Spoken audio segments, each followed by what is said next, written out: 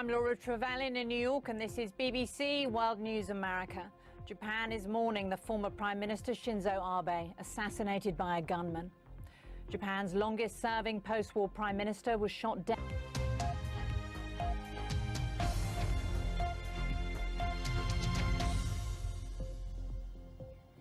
Welcome to World News America on PBS and around the globe.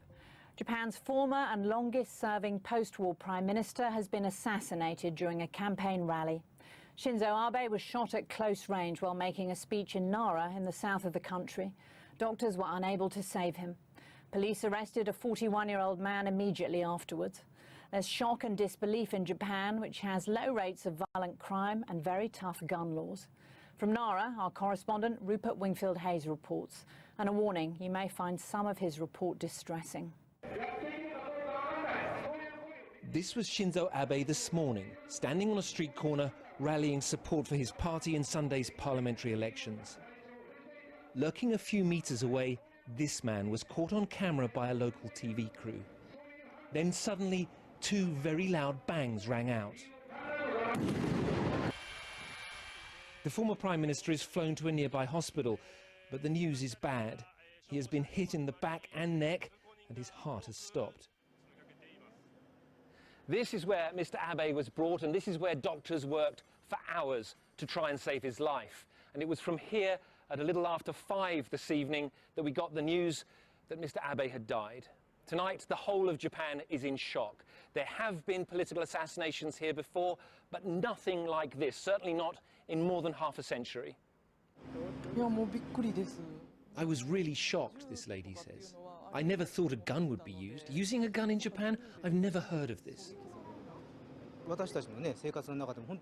It seems guns are becoming more common, her husband says. That makes me feel very sad. Back in Tokyo, Prime Minister Fumio Kishida could barely hold back the tears as he went before the media. I prayed that somehow his life would be spared, he says, but unfortunately, he has gone. This is a terrible day. I have no words. This evening, police began searching the suspect's home, reportedly finding more homemade firearms, but no clear motive. From around the world, the tributes have been pouring in, from President Joe Biden to Boris Johnson and Mr. Abe's old golfing partner, Donald Trump. Shinzo Abe certainly had his detractors too, not the least of which was China's President Xi Jinping. But he brought Japan and America closer together than ever before. He championed free trade in the Pacific and served his country longer than any other leader. For that, he will be remembered. And Rupert joins us now live from Nara in Japan. And Rupert, it's morning there in Japan. How would you describe the national mood the day after Mr. Abe was killed? Laura, it is still one of profound shock here in Japan. I'll tell you that just a few minutes before we came on air, a cavalcade, a car motorcade left here from the hospital behind me with a large black hearse. Now, we don't know for sure, but we think that was carrying Mr. Abe's body and that is now heading back towards Tokyo by road, which will take some hours for him to get there and for him to get home. We don't know what the arrangements will be for his funeral yet. Japan still has to get through an election on Sunday. But yes, it is absolutely one of profound shock. Japan is a country, as I said in the report, where this sort of gun crime just doesn't happen. To give you an idea of just how different Japan is, there are fewer than 10 gun-related deaths a year for the whole country here. So it is, you know, this is something that Japanese people just don't think happens in Japan. And the second thing I think is that, you know, who it's happened to. Mr. Abe, whether you loved him or loathed him, he is a huge figure in Japanese politics. He dominated this country for more than a decade. He emphasized very, very much the relationship between Japan and the United States. He wanted Japan to step up and be a much fuller, take a much fuller role in the world than it had in post-war decades. And so, you know, he is a massive figure that people have just been used to having around, running the country for a very long time. The idea that he's now gone is again, profoundly shocking. And Rupert, what more are the police saying about the suspect and his possible motive? Very little. The police released a statement last night saying the man had told them he had admitted the crime and that he had told them during questioning that he had a grudge against an organisation that Mr. Abe was connected to. But more than that, they have not said. So we really don't know at the moment whether this was actually a politically motivated crime or whether this suspect is one of those sort of lonely men who have a grudge against society or want to be famous and want to carry out a dramatic act in order to do that. That's just we're going to have to wait for more interrogation and more information from the police to try and find out what his motivation really was. Rupert Wingfield-Hayes in Japan, in Nara, thank you. Well, President Biden called Shinzo Abe a champion of the US-Japan alliance. For more on his impact, we're joined now by Christopher Johnstone, who served as the director for East Asia on the US National Security Council. And I know that when Prime Minister Abe came here for a state dinner, you were part of that delegation. You worked on that dinner. How will you remember the Prime Minister's impact? Yes, well, first, thank you for giving me the opportunity to be here today. As your segment noted up front, Prime Minister Abe was a transformational figure in Japan, one of the most consequential prime ministers in Japan's history. He came to office with a determination, a mission to restore Japan as a leader in the world, and he brought a comprehensive strategy to do it. He was ahead of the curve in recognizing China as a threat to the international order and designed a strategy to help manage relations with Beijing. He had an ambitious economic strategy. He brought Japan into the Trans-Pacific Partnership in 2013, and he kept Japan in the agreement, and he kept the agreement together after the United States pulled out in 2017 under President Donald Trump. And finally, he loosened restrictions on Japan's on military, strengthened Japan's defense capabilities in a way that allows the United States to cooperate more closely with Japan. So just a huge figure. And yes, I did have the opportunity to meet with him on a number of occasions when I worked for President Obama in the state visit to Washington in April of 2015. I was also there when he took President Obama to Hiroshima in 2016. So just a number of very significant moments in the U.S.-Japan relationship that Prime Minister Abe made possible. Now, when President Trump was elected, Shinzo Abe came here to New York City to Trump Tower and presented him with gold-plated golf clubs. Was that a typically shrewd move there? It's an example of Abe's great skill and diplomatic capability. He, unlike other leaders in the region and beyond, he worked very hard early on to build a productive relationship with Donald Trump, and it served him and it served Japan well throughout the Trump years. There was very little friction between the United States and Japan during the Trump years, in contrast with some other major allies that the United States has. So he had a sense of how to build relations with partners that were in Japan's interest. He was not without controversy, as your segment noted. Under his watch, there were difficulties in the relationship with South Korea. He pursued a policy of engagement with Russia that was a source of some friction during the Obama years. But in the main, he was a consequential leader, and as a result of his work, the U.S.-Japan relationship is on stronger footing than it's really ever been. And did he, in recent months, actually influence U.S. policy towards Taiwan, do you think? Certainly, he's been an outspoken advocate of Taiwan and of the importance of stability in the cross-strait relationship. He speaks for a growing part of the political spectrum in Japan that thinks that Taiwan's security is important and thinks that Japan's security is directly linked with Taiwan. So certainly he has enabled a closer conversation between the United States and Japan about how to ensure that the cross-strait dynamic remains stable and peaceful. Christopher Johnstone, thank you so much for joining us. Well, here in the United States today. Welcome to BBC News. We begin this hour with the shock news out of Japan on Friday that the former Prime Minister, in fact the country's longest serving Prime Minister, Shinzo Abe, was shot dead in the street as he gave an election speech. Mr. Abe had been the country's longest-serving post-war prime minister. He served in office twice in the beginning of the 1990s. According to police, Mr. Abe's attacker used a homemade gun and fired 2 shots. World leaders reacted with shock. US President Joe Biden said he was stunned, outraged and deeply saddened. India's Prime Minister Narendra Modi declared a day of national mourning. The killing happened in Nara, a city southwest of Tokyo. Mr. Abe was shot near the railway station and flown immediately by helicopter to hospital, but he was pronounced dead several hours later. From Nara, our Japan correspondent Rupert Wingfield-Hayes.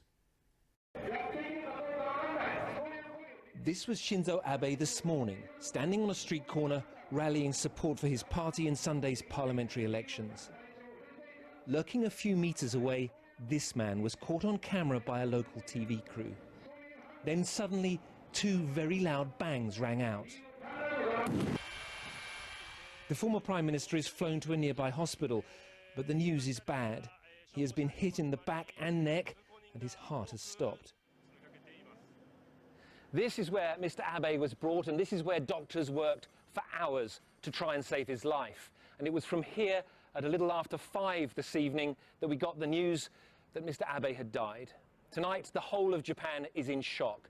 There have been political assassinations here before, but nothing like this, certainly not in more than half a century. I was really shocked, this lady says. I never thought a gun would be used. Using a gun in Japan? I've never heard of this. It seems guns are becoming more common, her husband says. That makes me feel very sad. Back in Tokyo, Prime Minister Fumio Kishida could barely hold back the tears as he went before the media. I prayed that somehow his life would be spared, he says, but unfortunately, he has gone. This is a terrible day. I have no words. This evening, police began searching the suspect's home, reportedly finding more homemade firearms, but no clear motive. From around the world, the tributes have been pouring in, from President Joe Biden to Boris Johnson and Mr. Abe's old golfing partner, Donald Trump. Shinzo Abe certainly had his detractors too, not the least of which was China's President Xi Jinping. But he brought Japan and America closer together than ever before. He championed free trade in the Pacific and served his country longer than any other leader. For that, he will be remembered. Rupert Wingfield-Hayes, BBC News, in Nara, Western Japan. Well, joining us now is Cecile Shea, Senior Fellow at the Chicago Council on Global Affairs, former US Embassy official in Tokyo, and she worked closely with Mr. Abe's administration. He joins us now from Chicago. Let me start, Cecile, by saying that this must be a profound shock for anyone, not only anyone who knew the former Prime Minister, but also anyone who knows anything about politics in Japan. This feels like an almost alien event. It's absolutely, you're absolutely correct. I'm still in shock personally because I had met the Prime Minister, seen him in action, respected him greatly. I'm in shock that something like this could happen in Japan, a country where not only is there almost no violent crime, there's almost no crime at all. And then, of course, the idea that this larger-than-life character, this person who has been at the center of Japanese politics for over a decade and whose family has been at the center of Japanese politics for 70 or 80 years, that he could just be assassinated this way by another Japanese person. The entire day is still almost a little surreal, not just to myself, but I think to anyone who has ever lived in Japan. Have you spoken to friends or acquaintances in Japan since this news happened? You know, I have not. I've spoken with a few of my former colleagues from the State Department, and they are just as much in shock as I am. I was going to reach out to some of my Japanese friends in the morning with the time change. It's a little difficult, but yes, I just know that even the folks who didn't vote for him are just incredibly sad today because, as I say, he was just a larger-than-life figure and a man of immense charisma. And we should also say his wife is very popular in Japan, so there are a lot of people upset about how terrible she must feel today also. Give us a sense of how important Shinzo Abe is to the kind of modern identity of Japan, particularly for the LDP, because the impression I get is that whether he was in office or not, he was still the man who mattered in the LDP. Well, he certainly was. Of course, he had to resign because of failing health. But the mere fact that he was able to stay in power for almost a decade was extraordinarily important to Japan. And when you add to that the fact that he was very charismatic, that he was liked, I saw Theresa May's comments today, and it was interesting to me that she stressed what a nice man he was and how hospitable he was. And, you know, the other world leaders, they felt comfortable with him. And that is what he brought to Japan's role in the world. Japan has always been a power for the last 50 years, the third largest economy in the world, the most advanced military in Japan, a world leader in official development assistance to the world's neediest countries. But what he brought was a continuity and a comfort level with Westerners and an understanding of how to get to where he needed to be. And you certainly saw that with President Trump. He was willing to do things that other Western leaders were not willing to do. You know, he was willing to stand there and take insults in front of cameras without fighting back. He was willing to play golf with the man. He, you know, gave the president a gold-plated putter. I mean, he was willing to do whatever it took to get along with Donald Trump because his strategic vision included the importance and the centrality of the U.S.-Japan alliance. And so he did whatever it took to maintain that alliance. I'm sure the Chinese leadership would not condone or countenance or welcome his murder, but his absence from the political stage and the absence of an equivalent figure of that kind of weight and heft is presumably not unpleasing to China's view of that part of South Asia, because he was one of the leaders who actually pushed back publicly against some of the things that China was doing or contemplating doing in the South China Sea. And he was the most vocal of the world leaders in supporting Taiwan. Yep. So you put those two things together, yes, I'm guessing there are mixed feelings in China. You know, the other thing is we should remember, Prime Minister Abe, one of the things I respected about him was his willingness to take huge political risks, including pushing Japan into the Trans-Pacific Partnership, the area-wide free trade agreement that the U.S. eventually backed out of after twisting Abe's arm to join. But that took immense courage to stand up, among other things, to the agricultural lobby in his own country. And it might be that without Abe, Japan, the most important democratic economy in the region, would not have joined the Trans-Pacific Partnership. So certainly China is aware that you know, he really has been immensely important in holding the democracies in the area together. The real question now is whether Prime Minister Kishida can stay in power for, you know, more than the typical Japanese prime minister, which tends to be a year or a year and a half. And whether the Liberal Democratic Party will remain united, which is one of the things that Abe accomplished. It's full of factions, it's hard to hold together, and he used a combination of, you know, fear and good politics and rewards and just a really compelling personality to hold the party together and to enable it to move forward.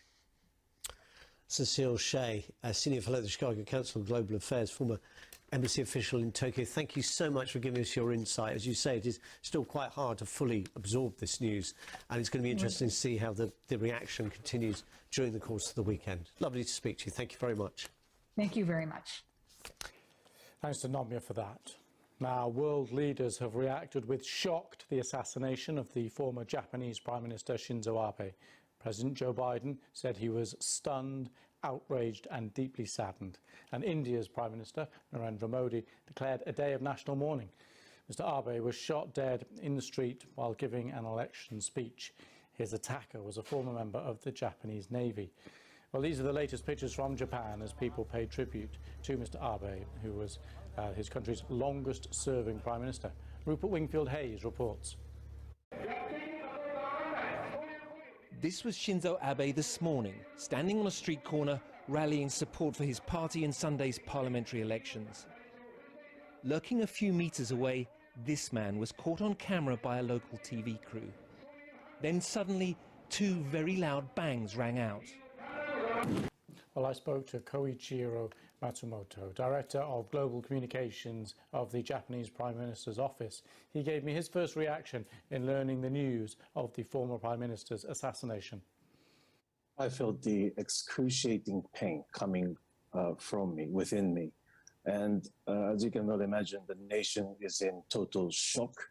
And I was able to see Prime Minister Kishida's face when he was addressing the press yesterday afternoon. And I can see that Prime Minister is suffering from the grave loss that he's experiencing. And, you know, he became the Prime Minister the same year as Prime Minister Abe. And ever since they have been very good friends. And Prime Minister Kishida was handpicked by Prime Minister Abe in his second administration.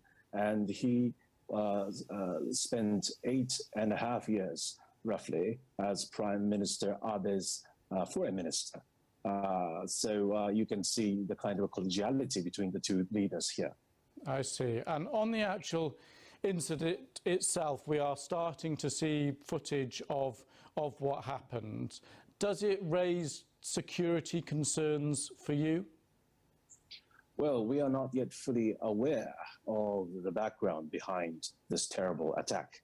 And violence as such should not be tolerated. And this is the exact words of the Prime Minister. And I just want to assure your audience that the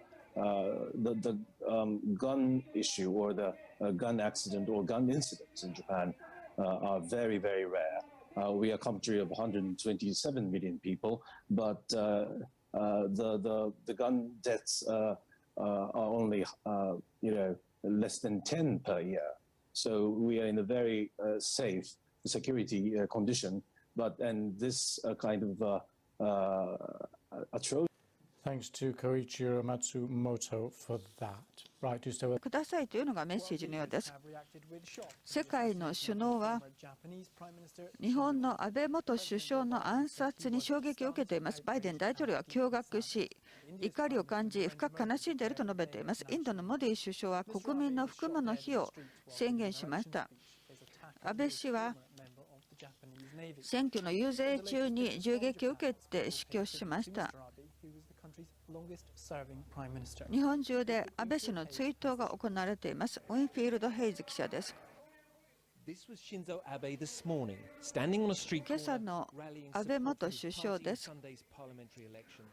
日曜の参院選に向けて自民党支持を訴えていました。数メートル先にいた男、地元のテレビが捉えていました。突然大き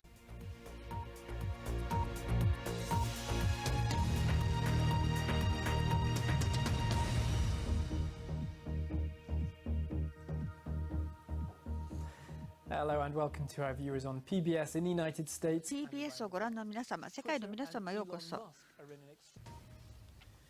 World leaders have reacted with shock to the assassination of the 世界の首脳は日本の安倍元首相の暗殺に衝撃を受けています。バイデン大統領は驚愕し、怒りを感じ、深く悲しんでいるとしています。インドのモディ首相は国民の不幸の日を宣言しました。安倍氏は遊説中に銃撃を受けて死亡しました。容疑者は海上自衛隊に在籍していたことがあります。日本中で安倍氏の追悼が行われています。在任期間は最長となっています。安倍元首相、自民党の候補を応援していました。数メートル先にいたのがこの男。地元のテレビが捉えていました。突然2つの大きな音が響く感じがすることに悲しみを覚えましています。東京では岸田首相、涙を抑えています。一命を取り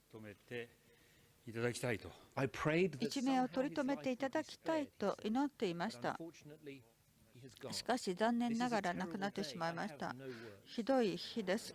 言葉もありません。警察は容疑者の自宅の捜索を始めました。さらに自家製の銃が見つかったということです。動機は明らかになっていません。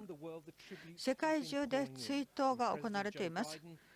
バイデン大統領、ジョンソン首相、安倍氏のゴルフパートナートランプ前大統領です。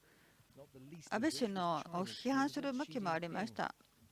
習近平国家主席です。しかし、日米関係は安倍氏の下で緊密になりました。そして在任期間はどの首相よりも長くなっています。そのことで記憶されるでしょう。BBC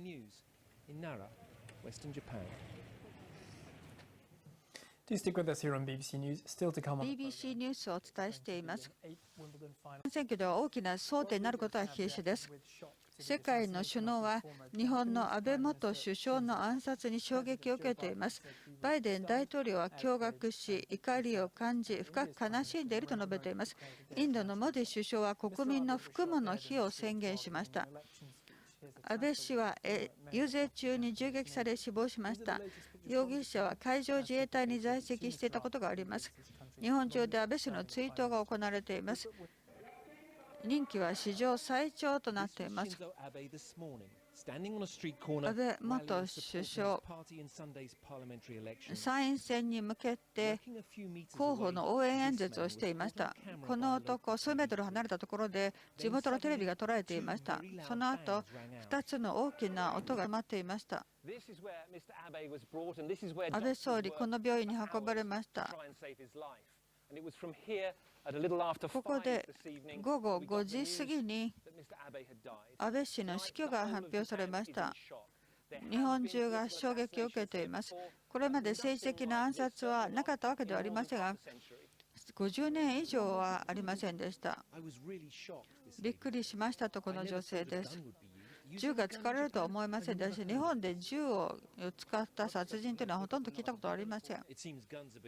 私たちの生活の中で銃が普通のことになっているようなことが悲しいですと言います。東京では岸田首相、涙を抑えることができません。一命を取り留めていただきたいと思っていましたが、残念ながら亡くなってしまいました。本当にひどい日です。言葉にもなりませんと言います。夜に警察は容疑者の自宅を捜索しました。自宅から自家製の銃が見つかったということです。動機ははっきりしていません。世界中から追悼が行われています。バイデン大統領からジョンソン首相、そして安倍氏のゴルフのパートナートランプ氏までです。安倍氏には批判者もいました。その一人が中国の習近平国家主席です。しかし、日米関係をかつてないほど緊密なものにしました。銃貿易を支持し、史上最長の在任期間となりました。これによって記憶されることでしょう。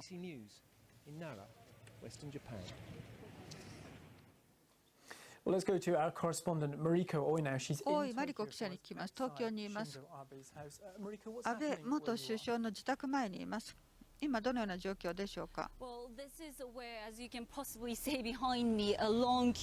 の後ろに多くの報道陣の姿が見られます。安倍元首相の遺体が到着するのを待っています。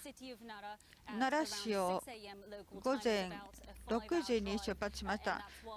5時間ほどで到着しますので、みんなが到着を待っています。ここが自宅です。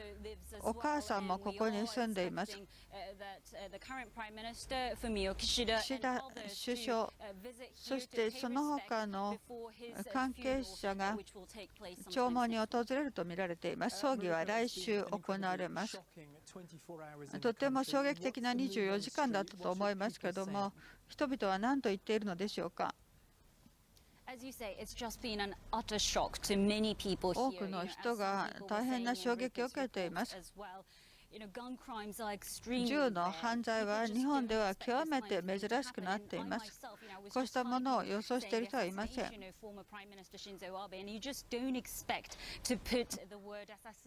このような暗殺という言葉が日本で聞かれるのは非常に珍しいことです。人々はまだニュースを消化しようとしています。また、警備状態はどうなっていたのかという疑問も呈されています。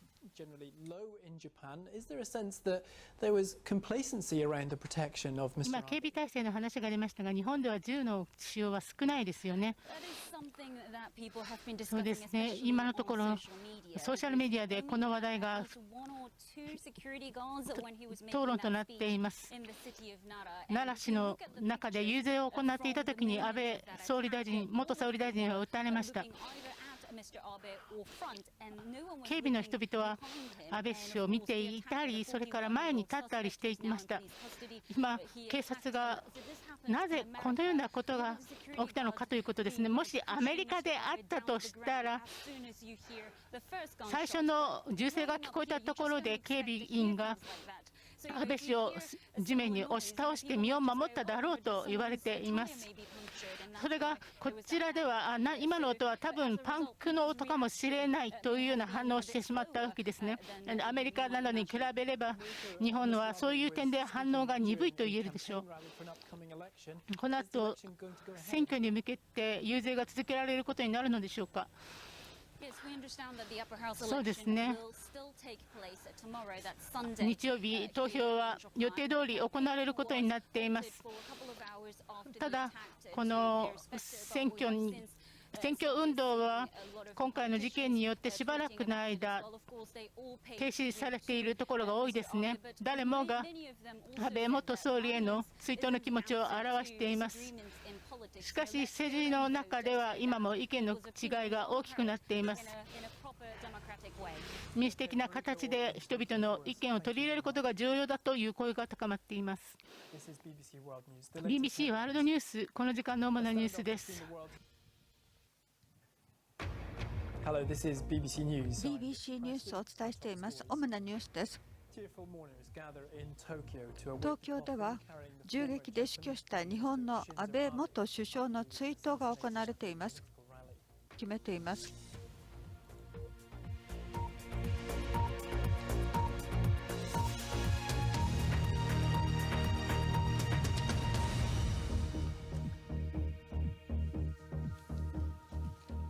Hello and a very warm welcome to our viewers on PBS in the United States. PBS をご覧の皆様、世界の皆様、ようこそ。世界の首脳は日本の安倍元首相の暗殺に衝撃を受けています。バイデン大統領は驚愕し、怒りを感じ、深く悲しんでいると述べています。インドのモディ首相は国民の不幸の日を宣言しました。遊説中に銃撃を受けて死亡しました。容疑者は海上自衛隊に在籍していたことがあります。まもなく遺体は東京の自宅に到着します。私の後ろに多くの報道陣の姿が見えます。安倍元首相の遺体を乗せた車がまもなく到着します。奈良を午前6時に出発しました。5時間ほどで着きますので、みんなここで到着を待っているところです。ここが自宅です。お母さんもここに住んでいました。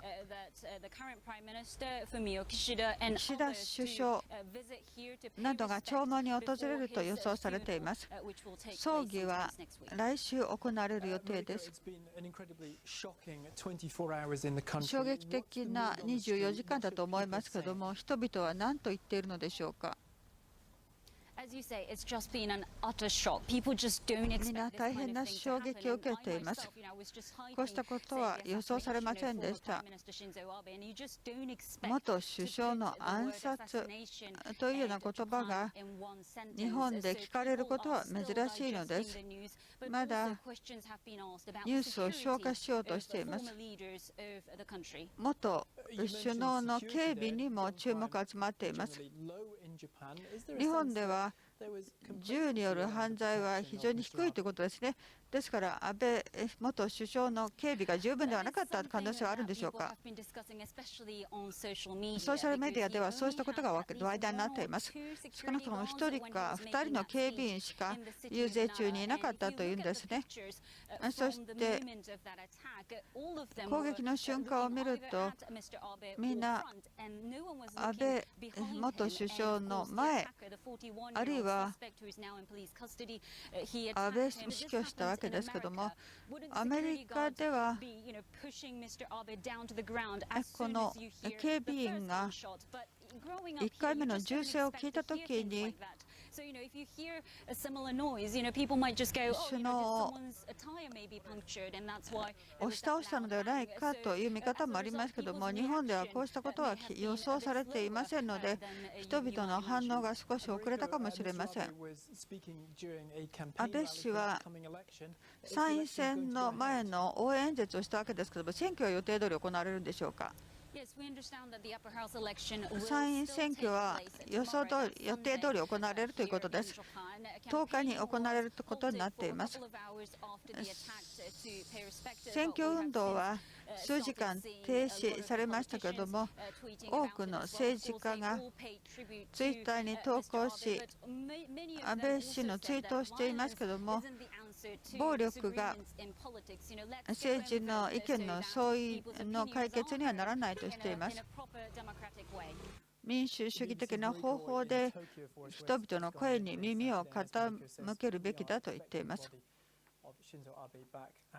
安倍元首相の遺体がまもなくご自宅に到着するということです。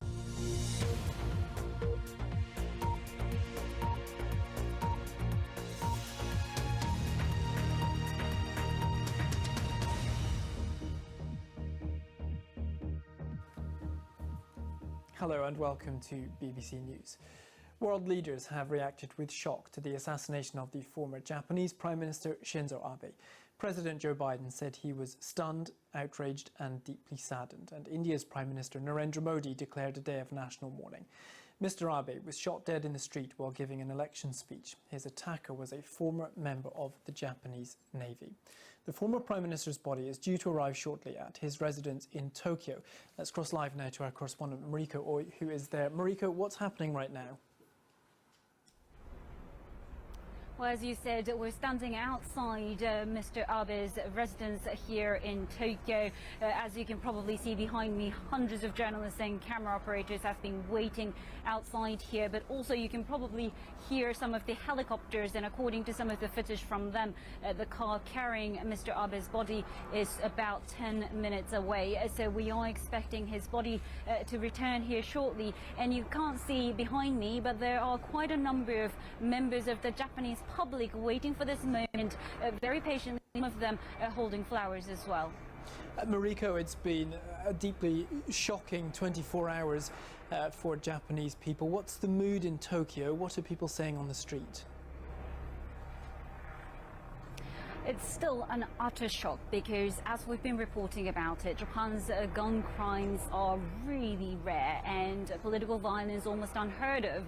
So it was just a pure shock at the beginning. Of course, Mr. Abe is a very divisive politician. His supporters loved him for his very nationalist views, but his critics said that his relationships with China and South Korea, some of the very important trading partners, were very frosty. But you can see quite a lot of people trying to wait for him to return home here. This is where the current Prime Minister of Japan, Fumio Kishida, is expected to also pay a visit this afternoon. It's also been reported that Mr. Abe's funeral is expected to take place on the 12th of July. Of course, Japan holds an upper house election tomorrow on Sunday. Mariko, the man who fired the fatal shots was detained quickly by security. What more do we know about him? Well, as you said, he's a 41-year-old man who was a member of a maritime self-defense force in Japan, though I was reading how he only spent a few years there, and his training there wouldn't have taught him how to make a gun. Of course, it's been reported now that he used a homemade gun to carry out that attack, which ended up killing Mr. Abe. So we don't know too much about his motives and so on. He has said that he held grudges against against a politician. He also had some issues with a specific group.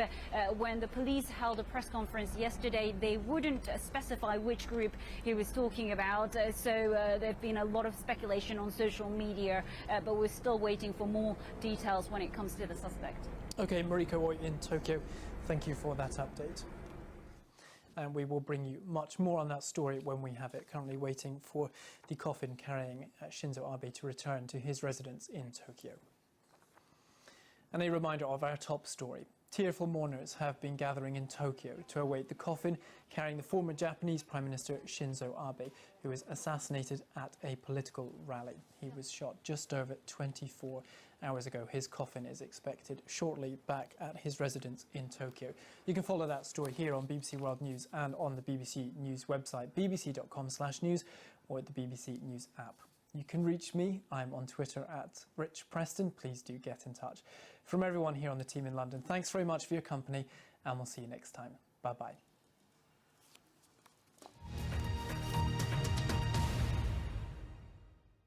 Once again, when his party, the Liberal Democratic Party, won the election. It was a very cold night in December in 2012, and that's partly why I remember it. But since then, before that, he was known as somebody who was a protege of Junichiro Koizumi. I don't know if you remember him, but he was known outside of Japan as kind of the Elvis Presley Prime Minister because of his appearance and because of his love for music. And when Mr. Abe first became the Prime Minister, people didn't find him as charismatic as Mr. Koizumi. But then he came back for the second time and he had all that energy. His economic policies, known as Abenomics, are quite well known even outside of Japan. And he has become probably one of the most famous Japanese politicians of our time. So this attack, not only the fact that this gun crime happened in the city of Nara is very shocking, but also the fact that he was attacked is definitely shocking the entire nation. Thank you very much indeed, Mariko Oi, joining us from Tokyo. Our main news once again. And if you want more on from Amber, you can find it on the BBC のウェブサイトでも関連のニュースご覧いただけます。引き続きお伝えもしていきます。さて、日本の安倍元総理大臣の遺体が首都の東京に運ばれました。前の日、政治集会の時に暗殺されました。警察によると、無職の41歳の男が殺害を認め、自家製の銃を使ったとされます。当初は宗教指導者の攻撃を計画していたということです。私は安倍氏の東京の自宅の外にいます。遺体が奈良から午後ここに運ばれてきました。奈良の町で金曜日暗殺されました41歳の容疑者ですけれども、元自衛隊員だった人です。そして遺体が来てからその岸田総理大臣も訪問しています。そして多くの車が行き交っています。日本の政治家のものだったり政府当局者の人たちがやってきています。また日本の国民の人も献花を花を持ってきています。ただ国がこの衝撃の出来事で追悼する中、日曜日の選挙の前の出来事だったわけですけれども、人々はその警備に疑問を持っています。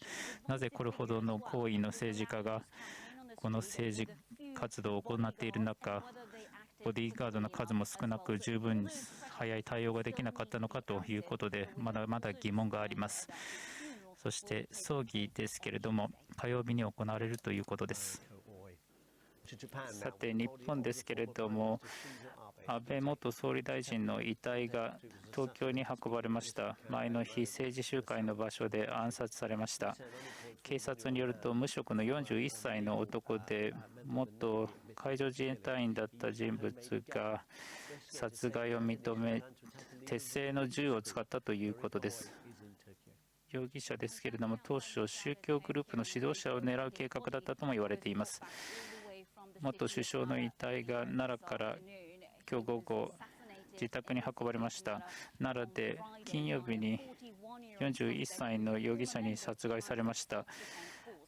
元自衛隊員ということです。そして安倍氏の遺体が戻ってきた後、現在の岸田総理大臣が訪れました。そしてまたいくつもの車が行き交っています。政治家を乗せたもの、政府当局者を乗載せたものが到着しています。そして国民の人も花を持ってきています。そしてこの国が衝撃のイベントについて、選挙運動中の出来事について追悼する中、日曜日には選挙が行われるわけですね。そういった中で人々は警備について心配しています。高位の政治家がなぜ政治の演説の場でボディーガードも少ない中で、そしてまた素早い対処ができなかったのかということで、多くの疑問が残っています。そして元総理安倍氏の葬儀ですが、火曜日に行われるということです。さて、言えますよね。さて、日本ですけれども、奈良県のトップは警備体制に不備があったというふうに述べています。金曜日、撃たれて亡くなりました。この演説ですけれども、前日に決まったということですが、十分な警備がなかったというふうに言われています。今、一体は夫人とともに東京に戻っています。そして殺人を認めている容疑者ですけれども、手製の銃を使っています。安倍元首相の遺体が今日の午後、奈良から東京の自宅に戻ってきました。金曜日、41歳の元自衛隊員の男に殺害されました。安倍氏の遺体が帰宅すると、岸田総理大臣が訪問し、また何台も車が行き交っています。政府の当局者が訪問をしています。そしてまた一般の国民も花を持ってきたりしています。そして国がこのショッキングな出来事について、選挙運動中のこと、日曜日に投票が行われようとする中で起きたこの事件について、この警備について疑問を持つようになっています。この政治家、非常に上位の政治家が政治運動中にほとんどボディーガードがいないような状況で、またすぐに行動を取られることもなかったということで、今答えが求められています。そして安倍氏の葬儀ですが、火曜日に行われるということです。危険な場所に退避をしたということです。安倍元総理大臣の遺体が東京の自宅に到着しました。あともご覧ください。安倍元総理大臣の遺体が東京の自宅に到着しました。演説中に暗殺をされていました。検察によりますと、無職の41歳の男が犯行を認め、手製の銃を使ったということですが、もともと宗教団体の指導者を狙っていたことを明らかにしました。安倍元総理の東京の自宅前に来ています。遺体が奈良県から今日こちらに戻ってきました。奈良市で金曜日暗殺をされました。41歳の元海上自衛隊員です。で、遺体が戻ってきた後、間もなくして岸田総理大臣が弔問に訪れました。何台もの車が行き来していました。議員、そして官僚らが弔問に訪れました。その他、一般市民も花を手に持っている姿が見られました。非常にショッキングな出来事が参議院選挙を前にした選挙戦の期間中に起きたわけですが、問題に今なっているのが警備です。なぜこれほど有力な政治家、賛否両論がある政治家の遊説で、なぜ警備が薄く、そしてなぜ対応が遅かったのか、こうした疑問が残っています。安倍元総理の葬儀は来週火曜日に行われるということです。東京からでした。デモ隊の動きもありました。当時、現地から伝えてもらいました。こうした情報も BBC のホームページでお伝えしています。日本の話題です。安倍晋三元総理大臣の遺体が東京に到着しました。昨日、選挙の応援演説中に暗殺されています。無職の41歳の男が手製の銃による殺人を認めているといいます。警察によると、容疑者は当初ある宗教団体の指導者を狙っていたといいます。東京からです。私は東京の安倍元総理の自宅前にいます。東京の渋谷ですが、奈良市から遺体が今朝東京に到着しました。金曜日、41歳の無職の男によって銃撃され死亡しました。元海上自衛隊員の男です。岸田文雄総理も弔問に訪れるとされています。政治や各政党の要人らが弔問に訪れています。その一方で一般の人たちも花束などを備えています。選挙活動の最中に起きた凶行ということでショックが広がっています。日曜日は参議院選挙の投票日となっています。果たして路上での遊説をしている際に SP が迅速に行動できたのかどうかなどといった疑問点も浮上してきています。火曜日に葬儀が行われます。東京から伝えてもらいました。日本では現在ショックが広がっています。安倍晋三元総理大臣が銃撃され死亡しました。もう伝えられています。日本では安倍晋三元総理大臣の遺体が東京の自宅に到着しました。昨日、選挙の応援演説中に暗殺されました。無職の41歳の男が手製の銃による殺人を認めているといいます。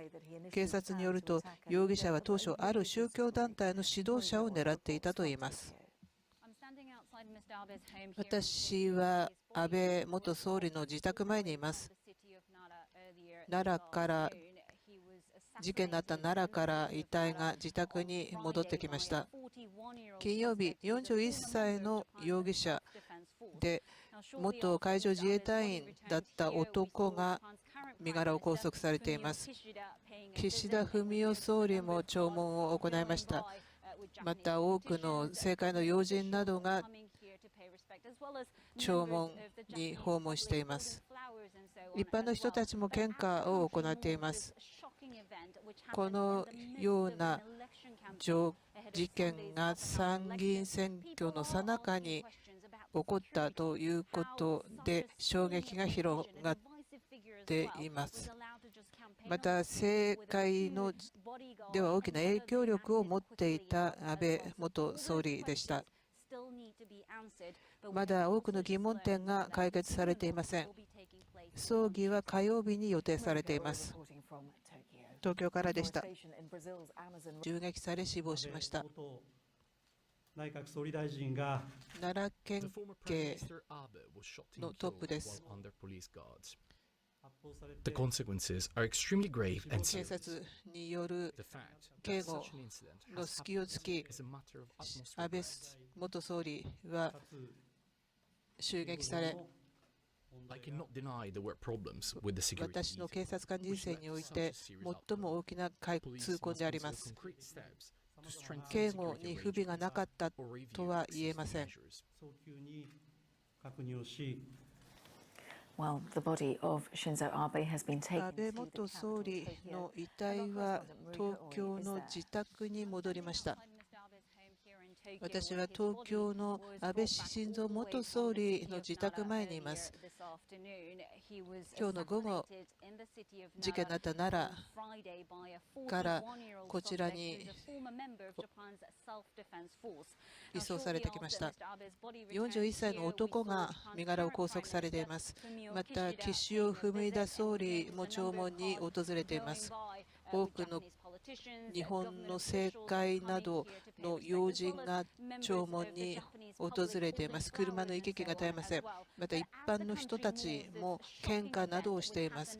とても衝撃的な事件が参院選の選挙キャンペーン中の最中に起きました。現在、警護に関して不備がなかったかどうか疑問点が浮上しています。果たして SP は迅速に対処していたのかなど多くの疑問点が浮上しています。葬儀は火曜日に予定されています。東京からでした。The local police chief in Japan's Nara prefecture has said there were flaws in the security provided to the former Prime Minister Shinzo Abe. 安倍元内閣総理大臣が The former Prime Minister Abe was shot and killed while under police guards. The consequences are extremely grave and serious. The fact that such an incident has happened is a matter of utmost regret. I cannot deny there were problems with the security detail, which led to such a serious outcome. Police must consider concrete steps to strengthen security arrangements or review existing measures. Well, the body of Shinzo Abe has been taken to the capital, Tokyo, and our correspondent Mariko Oi is there. I'm standing outside Mr. Abe's home here in Tokyo, where his body was brought back all the way from the city of Nara earlier this afternoon. He was assassinated in the city of Nara on Friday by a 41-year-old suspect who's a former member of Japan's self-defense force. Now, shortly after Mr. Abe's body returned here, we saw Japan's current Prime Minister, Fumio Kishida, paying a visit, and we've noticed a number of cars going by with Japanese politicians, government officials coming here to pay respect, as well as members of the Japanese public holding flowers and so on as well. But as the country mourns this shocking event, which happened in the midst of an election campaign ahead of Sunday's upper house elections, people are asking questions about the security, how such a senior politician, a divisive figure as well, was allowed to just campaign on the street with a few bodyguards, and whether they acted quickly enough as well. So all those questions still need to be answered, but we have also just learned that his funeral will be taking place on Tuesday.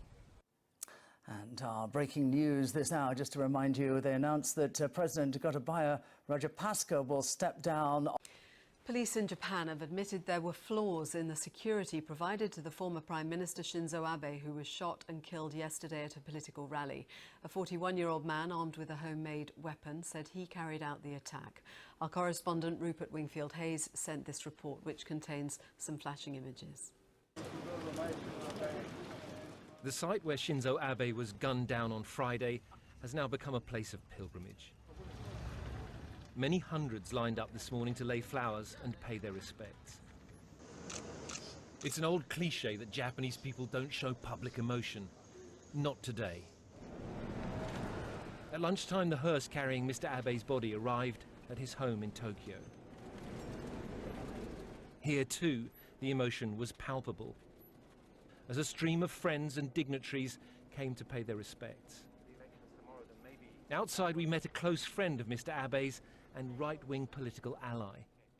I feel very, very, very, very sad, and sense of loss is so great that I do not know how to overcome. It has been striking to see the continuing outpouring of grief and anger today, not just here, but from around the world. It's hard to think of another Japanese politician whose death would have inspired days of national mourning in places as far away as India and Brazil. There are also now serious questions being asked about what happened yesterday in Nara, not the least of which is the performance of Mr. Abe's bodyguard team. This video shows how the gunman was able to approach Mr. Abe from behind, completely unchallenged. The team of bodyguards are all looking the other way. A nervous-looking Nara police chief this afternoon admitted something had gone badly wrong. It is undeniable there was a security problem that caused a serious result, he says. Our security measures must be immediately reviewed.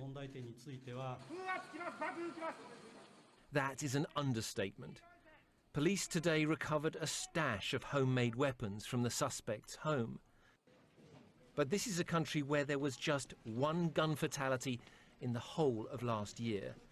Little wonder that on Friday, the police were taken by surprise. Rupert Wingfield-Hayes, BBC News in Tokyo. Now let's take you live to Madrid. Hundreds of thousands. And voting has begun in elections for Japan's upper house of parliament, just 2 days after the assassination of the former Prime Minister Shinzo Abe. There are suggestions his murder could boost support for the governing Liberal Democratic Party, of which Mr. Abe was the leading statesman.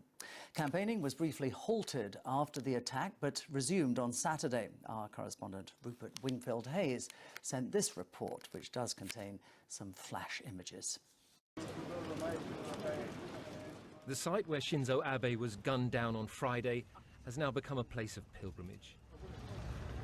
Many hundreds lined up this morning to lay flowers and pay their respects. It's an old cliche that Japanese people don't show public emotion. Not today. At lunchtime, the hearse carrying Mr. Abe's body arrived at his home in Tokyo. Here, too, the emotion was palpable, as a stream of friends and dignitaries came to pay their respects. Outside, we met a close friend of Mr. Abe's and right-wing political ally. I feel very, very, very, very sad, and sense of loss is so great that I do not know how to overcome.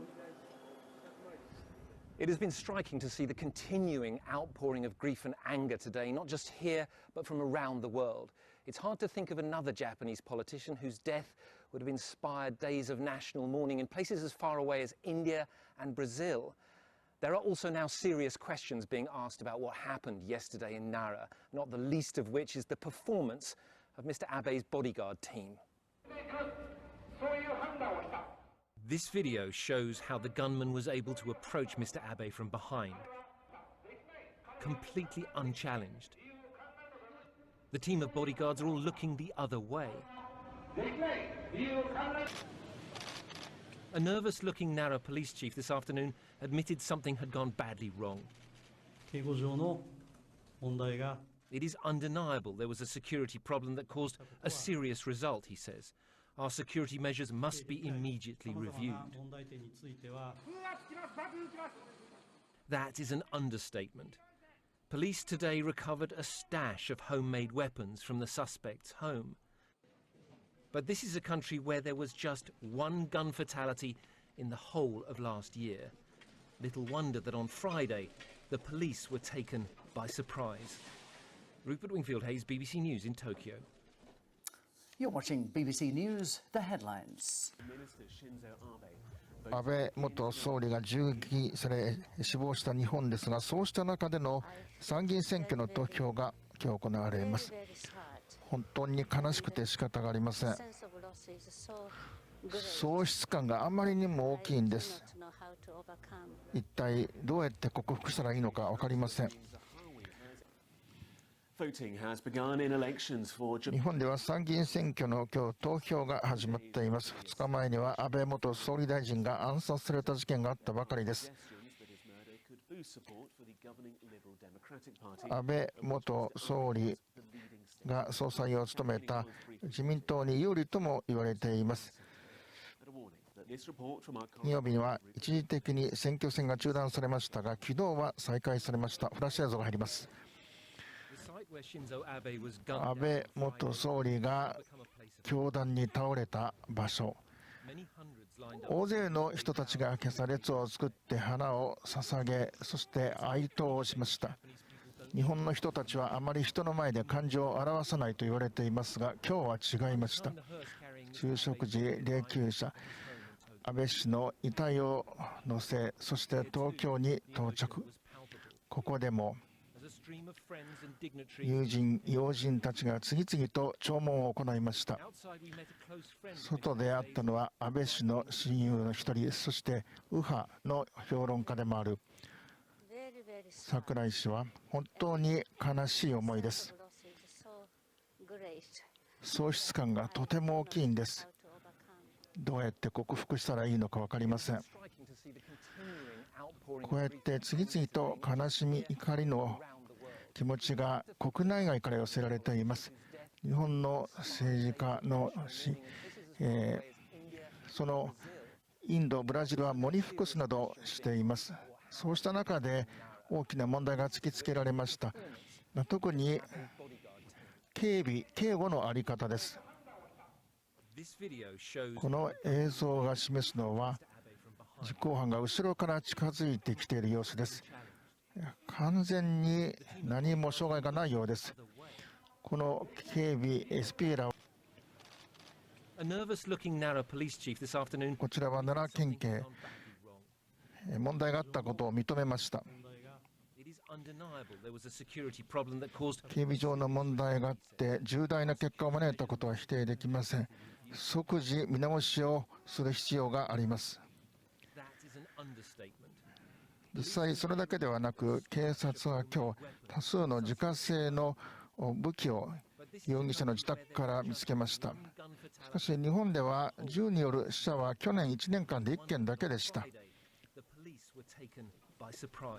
警察も驚いたのは当然かもしれません。その他のニュースです。言われていますが、今日は違いました。昼食時、安倍氏の遺体が東京の自宅に到着しました。ここでも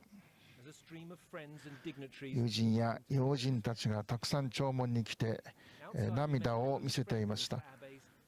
安倍氏の友人で右派とされる櫻井氏は、本当に悲しい気持ちです。喪失感があまりにも大きくて、これをどう克服したらいいのか分かりません。次々と悲しみと怒りが国内外で表されました。何日も、例えばインド、ブラジルでは喪に服すといったことまで行われています。そして今問題とされているのが警護の在り方です。この映像、実行犯が後ろから近づいてきています。全く止める様子がありません。警備の要員 SP らは全く、奈良県警のトップは問題があったことを認めました。警備の問題があって重大な結果を招いたことは否定できず、そしてすぐに見直しをしなければいけないと思います。警察はそれだけではなく、自家製の武器を容疑者の自宅から見つけました。ただ去年日本では銃による死者は1件だけ。それだけに警察も驚いたに違いありません。その他のニュースです。抗議活動を続けています。安倍元総理大臣が暗殺されて2日、今日は参議院議員選挙の投票日となっています。フ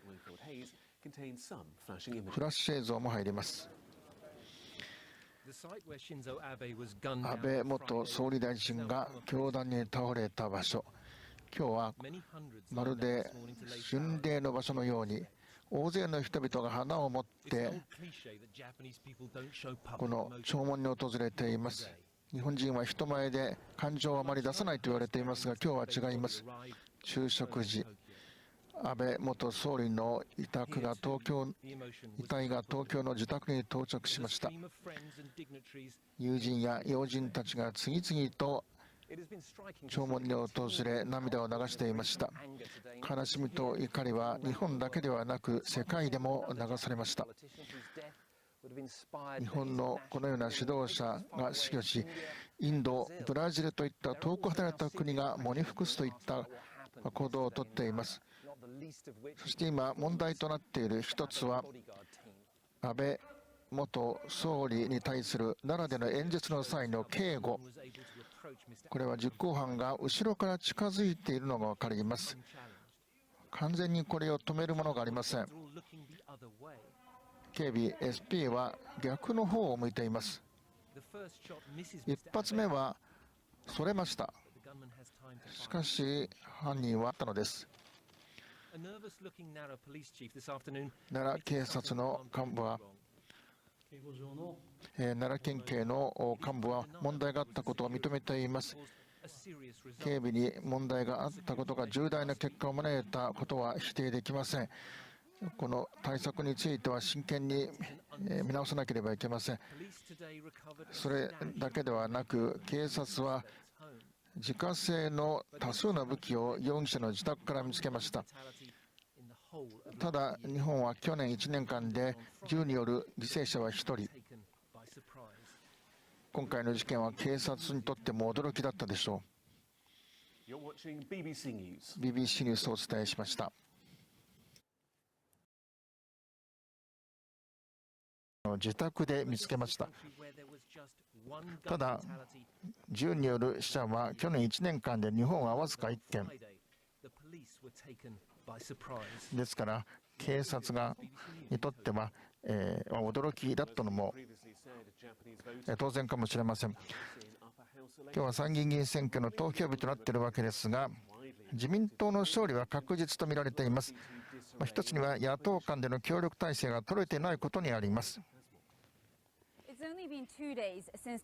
わずか2日前に衝撃的な安倍元総理に対する暗殺事件があったばかりですが、予定通り投票が行われています。こちら投票所前に私は来ています。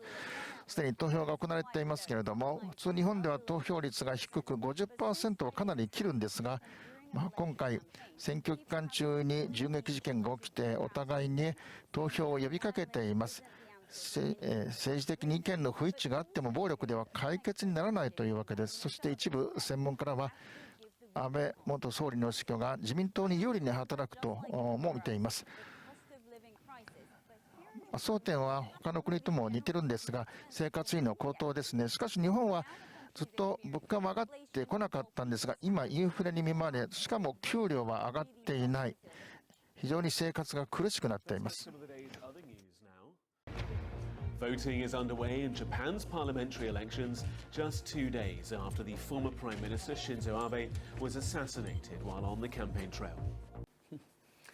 Japan's governing Liberal Democratic Party looks set to retain control of the upper house of Parliament in an election overshadowed by the assassination of the former Prime Minister Shinzo Abe.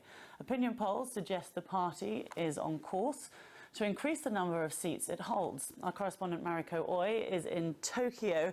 And these elections going ahead as scheduled, Mariko, there is some suggestion that the assassination of Mr. Abe may influence turnout at least. Well, as you say, Lucy, it's only been 2 days since the shocking assassination of former Prime Minister Shinzo Abe, but I'm standing outside of one of the polling stations, and as you said, elections are going ahead as scheduled. Some experts were predicting that Mr. Abe's death could even boost the LDP's popularity, the ruling party's popularity. We've been speaking to some voters at the polling station earlier. Many of them actually said that while his death doesn't influence how they vote, but at least it reminded them how important it was to vote, because violence, they say, isn't obviously the answer to any political disagreements. As of 11 a.m. this morning, a turnout rate seems to be slightly higher than the last election. Of course, Japan is usually known for pretty low turnout rates, sometimes well below 50%, but maybe because of what happened on Friday, voters are more encouraged to go and vote. Voting will close later this evening, and we'll find out the results later this evening as well. Going back to Mr. Abe's assassination, a lot of questions have been raised, haven't there, about his security and the police operation, and actually the police have admitted that there were flaws in the security, haven't they? Yes, indeed. We heard from the Nara, the city where he was attacked, the general director of the police there, admitting that there were some flaws in how Mr. Abe was protected, because we all saw that footage when he was attacked, and he had only a few bodyguards, which of course is quite concerning given how high profile he was, but also it appears that most of the bodyguards were only looking in front of Mr. Abe or Mr. Abe himself, and not behind where the attacker came. And also he shot twice, and the first gunshot actually missed Mr. Abe, after which maybe they could have acted quickly, but they didn't. So a lot of questions being asked about that. Okay, thank you very much. That's Mariko Oi joining us there live from Tokyo. This is BBC News, our top story. Japan's governing Liberal Democratic Party looks set to retain control of the upper house of parliament in an election that has been overshadowed by the assassination of the former Prime Minister and leading LDP statesman Shinzo Abe. Opinion polls are suggesting the party is on course to increase the number of seats that it does hold. Well, our correspondent Mariko Oi is in Tokyo for us. And really, Mariko, this is an election like no other because Japan shocked by that assassination, the whole world shocked by that assassination of Shinzo Abe. Absolutely, Ben. It's only been, of course, 2 days since that shocking assassination of former Prime Minister Shinzo Abe. But today's elections have gone ahead as scheduled. And we've been speaking to some voters inside, and many of them are still in a state of shock. But it's been interesting that many of them told us that while Friday's attack hasn't changed who they vote for, it has really reminded them of how important it is to vote. And there have been quite a lot of online campaigns, if you like, on social media that we've noticed with so many hashtags like "Let's go and vote," "This is our election," you know, saying that violence isn't the answer to any political disagreements. As you said, the LDP is expected to win, though it was always expected to win even before the Friday's incident. And it's interestingly that in terms of the turnout, as of 2 p.m. local time, it is a lot higher compared to the last election. So maybe the incident on Friday has impacted people's mindset in that way. And it's interesting that Shinzo Abe, you know, former Prime Minister, the longest-serving Prime Minister, but he was still very much involved in Japanese politics. The fact that when he was shot, he was making that election speech, and still very influential when he died in Japanese politics. Absolutely. He still has a huge influence over the current administration of Fumio Kishida, as well as the last administration of Mr. Suga, who, of course, had to run the Olympics, the Tokyo Olympics, in the midst of the pandemic. And you read reports about, you know, how Mr. Abe gave them a call, or, you know, the Prime Minister, the current Prime Minister, would give him a call and seek advice and so on. And even as recently as February, March, you know, after Russia invaded Ukraine, Mr. Abe started speaking out about how Japan needed to increase military spending so that the country can defend itself. Of course, Japan still has that pacifist constitution that he so wanted to change. And a few days after he said it, we started hearing from the current Prime Minister, Mr. Kishida, talking about military spending. So in terms of the influence that Mr. Abe had, he definitely was one of the very influential figures of the ruling party. And just briefly, when do we find out the results, Mariko? Well, voting closes at 8 p.m. local time, so in just under 3 hours. And then about midnight local time, or 1 a.m. local time, we should find out the results. All right, Mariko Oi, thank you very much indeed with the very latest there from Tokyo. Now, just take a look at these pictures. さて日本です。与党自民党は選挙で参議院の過半数を維持できる見込みですが、安倍晋三元総理大臣の暗殺が選挙に影を落としています。世論調査は自民党が順調に議席を増やすと示しています。それでは東京から記者に話を先ほど聞きました。わずか2日ということですね、衝撃的な元総理の暗殺があってからです。しかし計画通り、予定通りに選挙は行われています。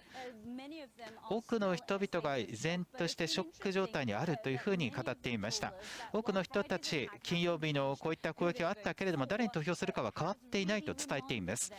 しかし、どれほどこの選挙をする、投票を行うことが重要かということを気づかされたと語っていました。ソーシャルメディア上でも多くのハッシュタグがつき、投票に行こうというふうに語られていました。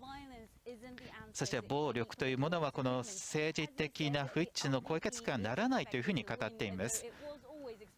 常にこの与党自民党というものが勝利が見込まれているわけですが、興味深いことにこの投票率ということですけれども、午後2時の時点で前回よりもわずかに高くなっています。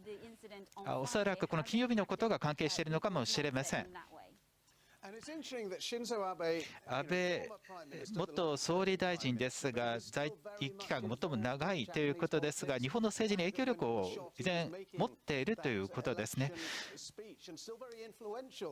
この亡くなっても日本の政治に影響を及ぼすということになるわけですね。その通りです。依然として大きな影響力を持っています。現政権、岸田政権であり、また前政権、菅政権にとっても影響力ある人物でした。東京オリンピック、このパンデミックの中でも行われたわけですけれども、どのようにこの行っていくかということでの連絡を取ったということもありました。最近でも2月、3月、ロシアのウクライナへの侵攻が始まった時にも、安倍氏ですけれども、日本はこの軍事支出というものを増やしていくべきだというふうに語っていました。この平和憲法というある中ででもそういったことが語られていたわけです。また現在の岸田総理からも軍事支出については語られていました。ですから安倍氏の影響がかなりあるということがわかると思います。非常に影響力ある人物だということです。この結果はいつ頃わかりますか？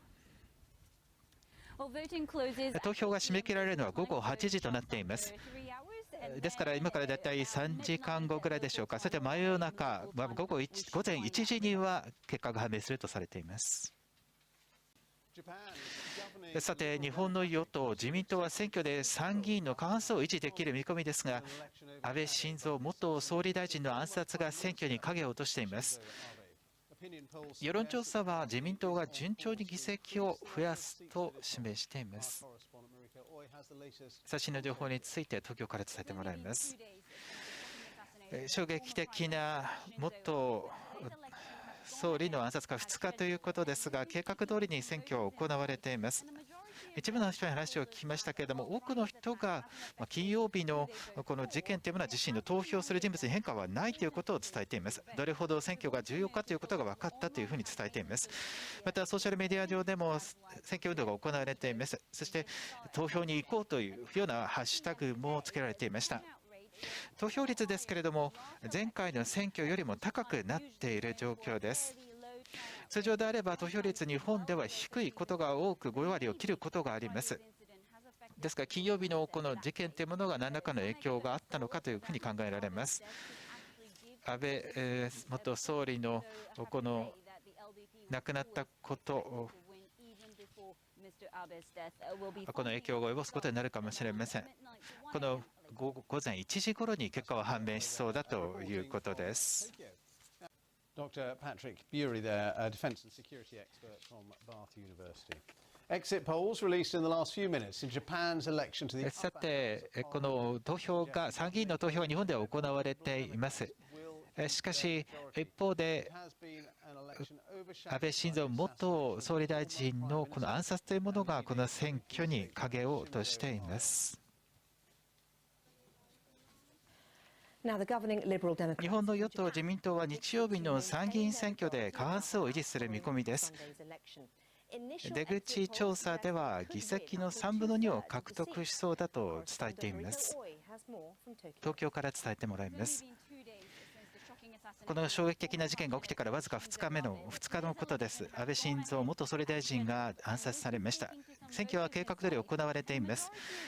この投票所にいた多くの人たちですけれども、金曜日の攻撃というものがこの投票のことに影響を及ぼしていないということで、選挙がどれほど重要だということを分かったと伝えています。ソーシャルメディアでも多くのハッシュタグがつけられ、投票に行こうというふうに伝えられていました。この午後2時の時点で投票率ですが、前回の選挙をわずかに上回っています。日本は通常であれば投票率というのはかなり低いとされています。5割を切ることもあります。ですから、おそらく金曜日のことが人々の心に残って、そういった投票が行われているのかと思います。安倍元総理の死ですけれども、この与党に追い風となっている可能性もあります。おそらく、しかしこのことがなくとも優位な状況であると言えると思います。それでは、デイビッド・キャプランさん、ジャーナリストの方ですが、奈良からお話を伺います。まずこの暗殺というものの影響、どれほどこの選挙に影響していると思いますか？選挙に関してですけれども、今日行われています。結果は月曜日に大勢が判明すると思いますが、自民党、与党ですが、かなり強固な勝利を収めることになると思います。このことによって、この事件によって大きな変化はないかもしれませんが、人々の気持ちにおける変化はあったと思います。どのようなこの将来に関してですね、安倍氏の死去に伴い、そういった気持ちの変化はあると思います。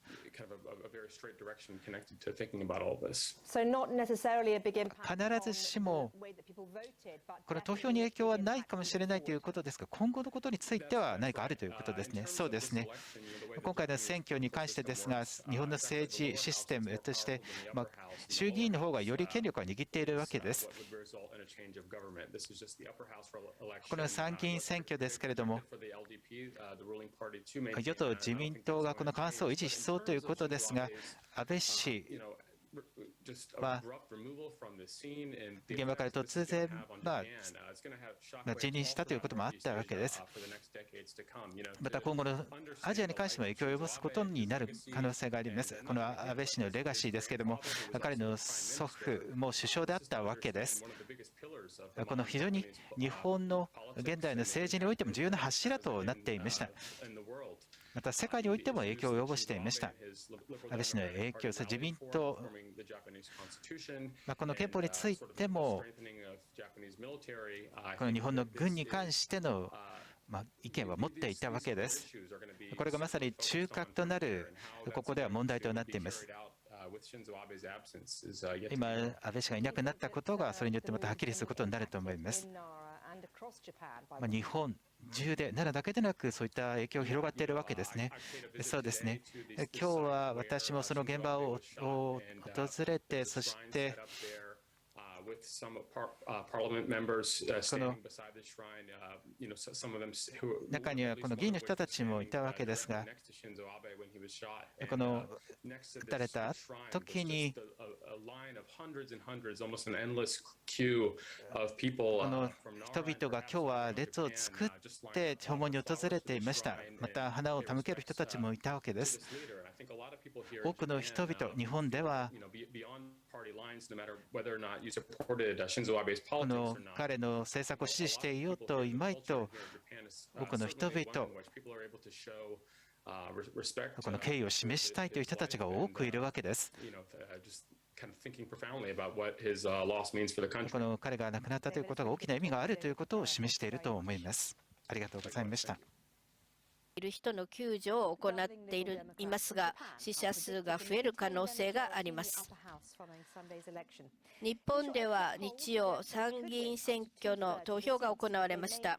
与党・自民党が過半数を維持すると見られています。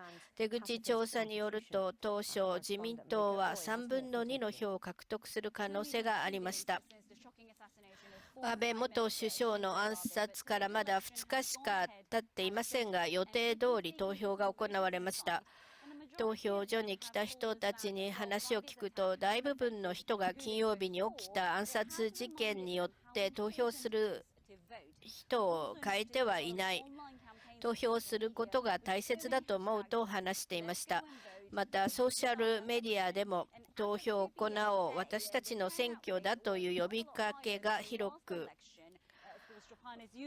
まっていることが分かります。日本では投票率があまり高くありません。50% を下回ることもあります。しかし、金曜日の事件が起きたことで投票を行おうという人が出た可能性があります。この意味では影響があった可能性があります。しかし、安倍元首相の暗殺事件の前から自民党が勝利すると見られていました。